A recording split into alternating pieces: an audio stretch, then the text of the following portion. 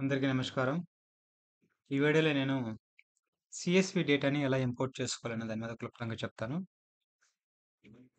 మొదటగా నేను ఒక డేటాబేస్ క్రియేట్ చేస్తున్నాను. ఆ డేటాబేస్ క్రియేట్ చేసిన తర్వాత అది ఎగ్జిస్ట్ అయిందో లేదో చూడాలి. Okay. Sub query database double click ఇచ్చిన తర్వాత రిఫరెన్స్ అనేటువంటిది ఆ డేటాబేస్‌కి వెళ్తుంది.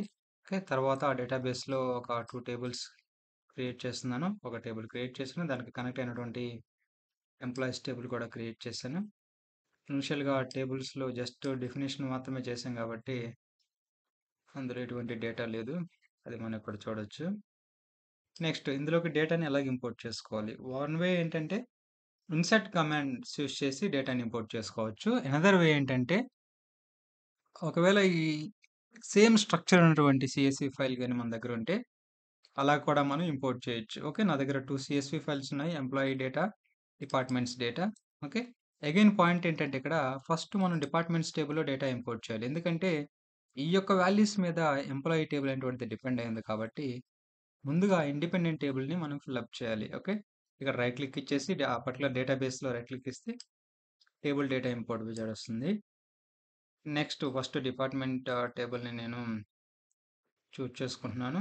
తర్వాత ఎగ్జిస్ట్ అయిన టేబుల్‌లోకి నేను డేటా ఇంపోర్ట్ చేస్తున్నాను. Next okay. డేటా అనేటువంటిది ఇంపోర్ట్ చేశాను ఈ టేబుల్‌లో. ఓకే. నెక్స్ట్ వెరిఫై చేద్దాం. యాహ్! డేటా అనేటువంటిది ఉంది. సిమిలర్‌గా right click again table data import wizard browse for the employee file. ఈ ఫైల్‌ని సెలెక్ట్ చేసుకున్న తర్వాత అగైన్ క్లిక్ నెక్స్ట్. ఈసారి నేను ఎగ్జిస్టింగ్ టేబుల్ అని చెప్పిన తర్వాత ఆ టేబుల్‌ని చూజ్ చేసుకోవాలి.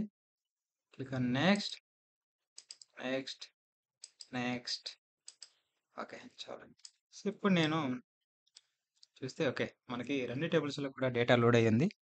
సో, దీని మీద మనం basic filtering operations, grouping the data, అదేవిధంగా join operations, sub query operations ఈ విధంగా అన్ని రకాలైనటువంటి క్వెరీస్ రాసి డేటా అనేటువంటిది వెరిఫై చేయొచ్చు.